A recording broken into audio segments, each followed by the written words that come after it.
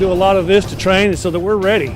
If they need us, we're there. Our cameras are close to the action as Irving firefighters train to save people and property. If you come over here around this one, I can see clearly now what I've done wrong with my choice. It's the hard work that comes with some valuable lessons about nature. Just some of what's happening at Irving's very own tree farm. We're here at KIXPO. Don't take these shoes lightly, man. These are small fortunes, and these kids take this seriously. A celebration of shoes and streetwear at the convention center. We're kicking it at KIXPO. Plus seniors ready to crop till they drop, and the big business pitching in. This is City Source.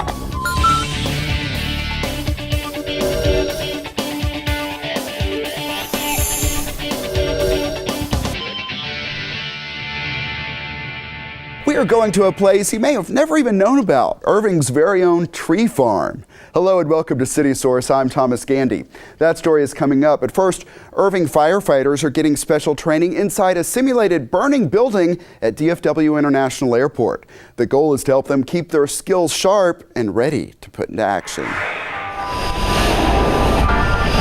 Huge flashes of fire. They are some of the challenges confronting Irving firefighters during an exercise at DFW Airport's Fire Training Research Center. When things happen in real life, you have to go on instinct. And that's what we have to do. We have to be able to react on instinct. This drill is part of Irving firefighters' annual training, meant to help hone those instincts when real lives and property are on the line. So if we drill, we get it down. That was the first call firefighters heard on the radios. And when they move inside this tower, they find 3 different types of fires to put out.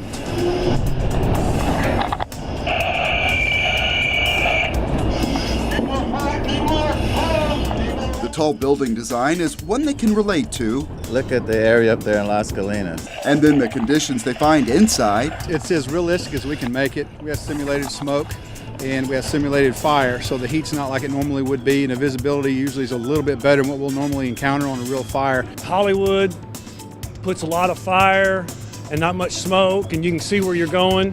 That's not what's really dangerous or scary about a burning building. It's the fact that you can't see where you're going, and you're feeling your way through a room that you've never been in before. They get the flames out, but the simulated emergencies are not over. We have a firefighter that's in peril, so to speak. He's low on air. The rapid intervention crew is then deployed in to assist them. Rescuing him is just one part of a heavy focus on safety. Safety is paramount. That's from the start of the call, getting there safely, doing safe things while you're there. I mean, it's endless. Everyone knows a burning building has plenty of danger. Safety is all of our responsibility. And even training carries its own hazards. Before the exercise begins, the crew gets together to preview the scenario and learn how to prevent injuries. If you see this tapping out of the helmet, that means grab the guys you're with, hit one of the quick outs. People call us at the worst time, and if we're not safe, we're not going to be able to mitigate their situation. But we will have 2 safety officers. So they say these lessons about safety are just as important as what they learn about how to put out fires. All has to be practiced, so a quick and correct response comes naturally. They're training muscle memory. You're training your muscles to remember exactly how to respond in a real life scenario. This takes it beyond the classroom, puts them right out here in the field to get to practice not only those training techniques, but also the importance of working together. Firefighters say drills such as this one also provide a chance to cross-train, working positions they are not used to. It's good that everybody knows what everybody else is doing, and it's a team effort. Even though this training is taking place in a building, the DFW Airport Fire Training Research Center offers a lot of different training opportunities, and many, as you would expect, involve airplanes. The facility just reopened last year after extensive renovations made possible in part by a $19 million grant from the FAA. We have more training, simulated training opportunities at this training center than I believe anywhere else in the world. They train people all over the world, so we're part of that world. The airport location works especially well for Irving firefighters because real emergencies do not stop for training. We've actually been here when we needed to release everyone to go back to a structure fire or something within the city. We have a lot of fires in Irving. We have a lot of rescue situations in Irving, so we have to be the best. They want Irving residents to know about this training they are getting, keeping their skills sharp to save lives and homes. We do a lot of this to train so that we're ready. And if they need us, we're there. They're in the best hands possible, whether it be fire, rescue, or EMS. We feel like we're the best, but we work hard to get that. It's not something that we just brag about being. We work hard to have that status. Coming soon on City Source, a second part to that story. We're with firefighters from South Africa who traveled to DFW Airport for training. In police news, the department is offering another class to help young women learn to protect themselves. It is called Rape Aggression Defense, and it has proven to be a popular topic. As you see in this video from a previous class, students learn self-defense, and there's also education on risk prevention and other topics. This time, the class is exclusively for middle and high school students. The 4-day class is July 28th through 31st at the Police Training Academy on Esters. To register or learn more, visit irvingpal.org or call Officer Joseph Palomar at 972-721-2545. The class is free. Registration is also underway for the police department's annual Summer Hoops and Kicks programs. Those dates and registration forms are also available at irvingpal.org. You may be surprised to know that the city of Irving has its very own tree farm. It's out at Mountain Creek Preserve, and we paid a visit to learn more about it. Hey, let's go. All right. These volunteers from Contech Engineered Solutions in Irving are getting down in the dirt. Planting trees is part of a volunteer project. I always enjoy getting to work outside when we can. We love to help out the city. This is our 4th year to help out the city of Irving. They're working with the Parks Department and Keep Irving Beautiful at the City of Irving's very own tree farm, a relatively new addition to the city. This is one of the initiatives the tree board came up with, was to create a tree farm for future trees for the park systems and medians throughout the city.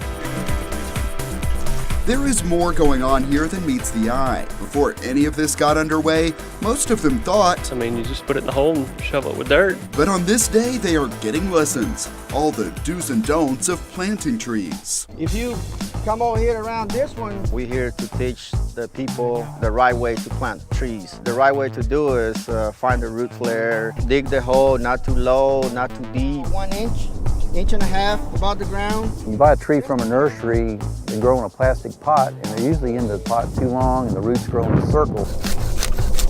If you don't cut the roots to make them grow straight out, they will continually grow in a circular pattern. It's not going to have any support, so the tree, little wind blow, is going to push it over. I had no idea. I've planted trees at home, but I can see clearly now what I've done wrong with my trees. And that gets at another big goal of this tree farm, education. So it's not good for the tree. It's a training opportunity. We like to use it to help citizens and these different work groups that come out and volunteer so that they can see the process from the ground up. One of the common mistakes is overwatering. If people are left to their own devices, a lot of times they do. One thing people notice here is a drip irrigation system. This one is above ground. So that rodents and other critters that run the park won't get into it. It is all designed with water efficiency in mind. Individual emitters come down to each one, does about a gallon an hour. Just being very water conscious this time of year in the drought that we have here. Other lessons include the value of mulch. It can hold in moisture and basically recycle trees. If that was a dead tree or a broken limb, we go cut it and run it through the chipper. The tree farm welcomes groups who want to volunteer or maybe just come out to learn some lessons. Visits can be arranged through the Parks Department. There is plenty to do around here. Right now there are about 400 trees. The goal is to triple that number. Just to use this as a source of reforestation of our older trees that are dying out in the park system, and any new plantings save the city some money in the long run on tree costs. But along with that money saved and many lessons learned about planting and watering, Stomp this down. some tree board volunteers want people to develop an appreciation for all that trees do. How it helps with the cooling, it helps with absorbing the water in the leaves so that it will go into the earth rather than running off. They absorb carbon dioxide out of the air and they put out oxygen, so they clean the air and the water and the soil. These volunteers from Contech are finishing up their day of service knowing they made a difference, not only planting trees that will someday beautify the city, but also learning lessons they can apply in their own yards. It's a great resource for the city. I mean, you always want to replenish. I think this is just awesome because I think in our country we certainly take a lot out and it's great to be able to put it back. And here's something else we learned interesting out there. Turns out the city loses a fair number of trees as the result of car wrecks. So the trees from the farm can be used to replace those lost in medians. The city of Irving is getting ready for its Independence Day celebrations. A parade winds through downtown Irving beginning at 9 a.m. on the 4th of July. That is followed by a reception in Heritage Park. At 6 p.m., the action moves to the Urban Center. A fun zone will feature activities for the kids, musical acts will perform, and the night caps off with fireworks at about 9:30. This is video from last year, and we want to point out that this year, all the festivities are in a different location. The south side of Lake Carolyn, near the intersection of East Las Colinas Boulevard and Lake Carolyn Parkway. It is all free. Find parking directions at irvingevents.org. While that is a long-time tradition, the city's special events team is hosting something completely new on Friday, July 18th. It's called Laughs by the Lake and will feature several comedians, followed by a performance by the band Memphis Soul. The free event is considered PG-13. It kicks off at 7 p.m. at Lake Carolyn. That's 501 East Las Colinas Boulevard. There'll be food trucks and a beer garden. Please forgive the pun because it is a really bad one. But here's a story you'll get a kick out of. It's KIXPO at the Irving Convention Center. Long lines of people ready to see long aisles full of shoes. We just want to have a good time out here, man. We're here at KIXPO. This is KIXPO at the Irving Convention Center. Yeah, man, whatever you want. We got stuff you can hoop in, stuff you can stroll in, stuff you can take your friend's girl in. KIXPO got its name by combining a term for shoes, kicks, and expo. Here those kicks can come colorful, customized, and costly. Yeah, man, it's really expensive. You can't go to your regular mall and find this. Don't take these shoes lightly, man. These are small fortunes, and these kids take this seriously. Mansour Aziz traveled from Arkansas to show off his collection. This rare pair is his centerpiece. Air Mags, man, as you see, Back to the Future. The same pair that the doc gave Marty, but this pair is something special about it. It's a sample pair. Can't even get them. You got pairs like the Air Gordons go for $1,500. We from Austin, we out here trying to make a name for ourselves. These actually are the A-Life Pumas, and not so many people have them, so I really like them. We understand that sneakers are a very male-dominated culture, so we just wanted to bring a female touch to it. We're a boutique out of Dallas called Center. Some vendors offer a lot more than shoes. Hey, not only you can get some gear, get some sneakers, look at sneakers, you can get a haircut.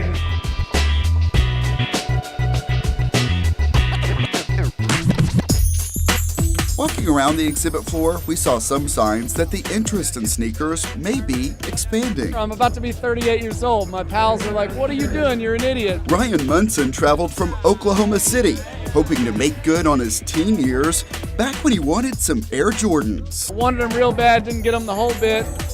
Now we're back. It's about time to get some Forest Cements. Then we spotted Mike Arnett working a booth. My son has been into these shoes for a long time, so he has me down here trying to sell a few and buy a few and just having a great time. He kind of got curious and wanted to join in, so I'm trying to get him into it as much as I can, so it's pretty cool. Now that I've kind of gotten into it, I kind of see why he likes it, and it's really something that he enjoys and I enjoy doing together too. How much you want for them? $255. Even people who do not foot the bill for a booth can still do business here. Try to get a trade or a sale. Trying to make some money. There is a rule though. No booth means you gotta keep moving. Can't stand around, they said. Your hands hurt after a while from carrying all those boxes? Or what? Yeah, after about 10 minutes, you gotta put them down, get a rest. Across the floor, there is a lot that catches the eye. Fuzzy gold, bony bold, and these. I got the ugly Christmas sweaters SBs, trying to let these go. for about a good 190. 190 for a shoe that you admit is ugly. They're not ugly. They actually look pretty good. Okay, then come up with your own adjectives for these shoes. But there's also art for the wall and specially designed clothes for sale. It's my business. This is more my dream. We're a group of artists and we're passionate about doing art, our t-shirts, and we're inspired by culture, so that's our element. A lot of young entrepreneurs are combining the hobbies of art or shoe collecting with a passion for hip-hop culture to make a profit. This culture inspires a lot of young adults to just search new ways to just create a business. Hip-hop and hustling has proven to be successful both for them and KIXPO. They moved to the Irving Convention Center. It just keeps growing every year. It gets really exciting. KIXPO is with us for the first time last August. They will actually be back again this August, but they've added this June date to the schedule, so that's great. The convention center would not mind adding more events like this, representing hobbies you may have never even known about, but that bring crowds to the city. We've got salespeople just smiling and dialing all day long. And there is one addition she would like to see when KIXPO returns. I think there should be an entire Keds exhibit for some of us who really want to rock it old school. While that may not happen, there are other unusual sights to take in. What's the story of these underwater? All right, so these are the coral sixes, and we're putting them underwater because coral, it's a water thing. And then we got the fishes and we put them in the water and they just died as soon as we put them in there, and we're like, all right. For fans of these shoes, there is just no beating the feeling of finding the perfect pair. Yes, I did it. And it's even better when they can make some bank in the process. That's what it's all about, the almighty dollar. Dollars, dreams, style, and sneakers all tie together at KIXPO. It's a great time. And here's what else is coming up at the Convention Center. July 5th, it's the first of several bodybuilding events scheduled this year. The NPC Texas Independence Day Classic. NPC stands for National Physique Committee. July 13th is the Irving Bridal Show. Then July 17th, Recruit Military returns with another job fair for veterans. Find ticket prices and a full listing of public events at irvingconventioncenter.com. Coming up, scrapbooking fun at the Senior Center. But first, a special edition of Web Watch, our most popular videos for the first half of 2014. And the biggest one so far, a program at the West Irving Library called Touch a Truck, in which kids could check out the biggest vehicles in the city. Our mission is to be educational and entertaining for our community. Also getting thousands of views, our story on a Special Olympics basketball tournament held in Irving. It's enjoyable. My first year doing it, I was amazed at the level of excitement, the level of teamwork, the level of excitement for the other players. When they score on the opposing teams, everybody goes nuts. And rounding out this best of the year so far, Web Watch is our story on police officer Jeremy Johnston as he prepared for a triathlon. He did it to raise money for the families of fallen soldiers he served with. I'm going to help them and their sons go to college, support them, and help out their charities. If you missed any of those stories, find them at ictn.tv. That's also where you can watch us live 24/7. Plus, catch us at youtube.com/The City of Irving. Subscribe to our channel, and you could be the first to know when new stories are added. The Heritage Senior Center offers a lot of programs, and many of them are not limited to people in their golden years. Susan Kabyab talked with some of those turning out for Crop Till You Drop, a scrapbooking event. I want people, when I'm gone, generations from now, to know that we lived and how we lived. Paulette Nelson and many other scrapbook lovers have come together to partake in the Heritage Senior Center's Crop Till You Drop event. That we had memories and good family times and friends, and I just keep in memories. It's an all-day 12-hour event, or you can just do 6 hours. You bring all your scrapbook materials and tools and toys, and you can get caught up on your family albums, you can do canvas pictures, you can do anything. It seems family is the source of most of the materials these women work on, and the reason they got into scrapbooking in the first place. What got me into scrapbooking was my son was in Scouts, and to get his Eagle Scout, he had to have scrapbooks done of his life. Grandsons in Disney World. We started going to Disney World when our grandsons were little. And then I got hooked and ended up doing vacations and family stuff and everything else from there. I've been scrapping every trip and now everything, and now I'm doing one of the graduation album today. Crop Till You Drop doesn't just limit you to scrapbooking. You can work on any creative project you're passionate about, including the not so conventional ones. I don't really scrapbook though. I never scrapbook. For Gail, Legos prove to be the more stress-relieving choice. Today I'm just sorting out some new great Lego finds, and I'm gonna build some cars, and then later on there's a collection, a city collection, and I'm building a modern family house. Whatever project you decide to work on, it's clear that the social aspect of Crop Till You Drop is what keeps these women coming back.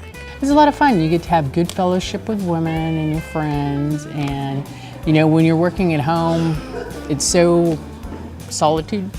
But then you get to come here and you can laugh and play and you see what other people are working on. It gets me out of the house and actually doing it, because if it's at my house, I'm not going to do it probably. So, you know, it's fun to do it for at least a day. Crop Till You Drop is a monthly event that continues to create lasting memories and give scrapbookers a chance to spend time with the ones who share the same devotion to creativity.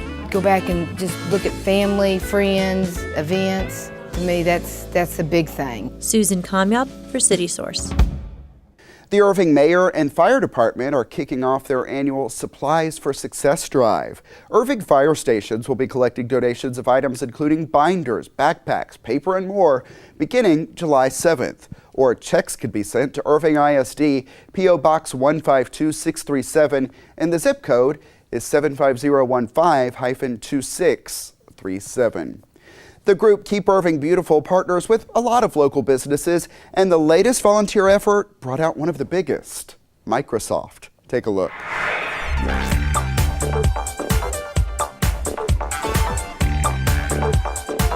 We're painting. We had an opportunity with Keep Irving Beautiful and Microsoft to come out and paint.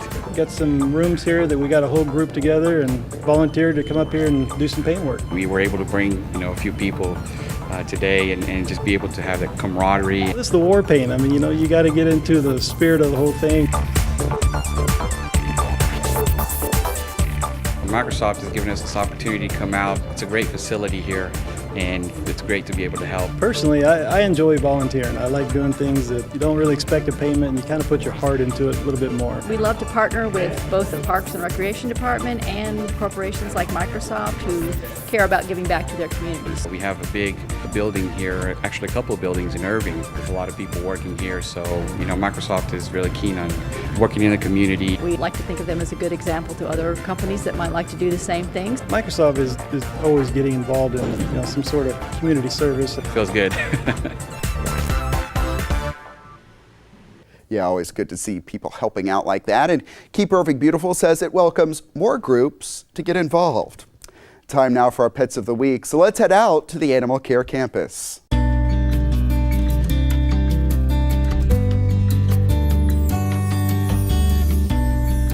Hi, I'm Michael with the DFW Humane Society, and today I've got Marshall here. He's about 8 weeks old hound mix.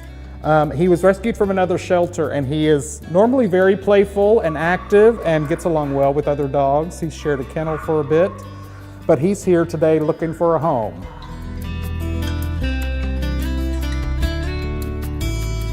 All right, our second dog today is Dragon. He is about a 10-week-old shepherd mix. He's very playful and active and talkative, and he's ready to go home with you today. All right, our third animal today is Pork Chop. He's about 8 weeks old. This little guy was found in the rubble of a gas station that was under construction, and then he was brought here to the shelter. And he's available as part of our June Adopt a Cat Month special, so he's only $50 to adopt throughout the month of June. All right, thanks a lot. The Animal Care Campus is located at 4140 Valley View Lane. It is open Tuesday through Friday from 11 a.m. until 6 p.m. Then on Saturday, the hours are 10 a.m. until 5 p.m. Also, check out the websites you see on the screen. A slow summer, not here on City Source. This is just some of what's coming in the weeks ahead. Customers were heartbroken as Big State Drug closed, but we're heading back to the store at Heritage Crossing to show you what is coming there next. Plus, this playground equipment is being torn down to make way for a new addition at Victoria Park. We're going to show you the improvements planned. Irving fights the bite. We are checking out the campaign to educate people about the dangers of mosquitoes. Do you know how to best protect yourself? Email us your thoughts on our stories. The address is ictn@cityofirving.org. We may read some of your messages here on the show, or you can always comment on our videos at youtube.com/thecityofirving. And that's it for this edition of City Source. We leave you now with more highlights from KIXPO at the Convention Center. Thanks to everyone who's a part of this one, and thank you for watching. We'll see you next time.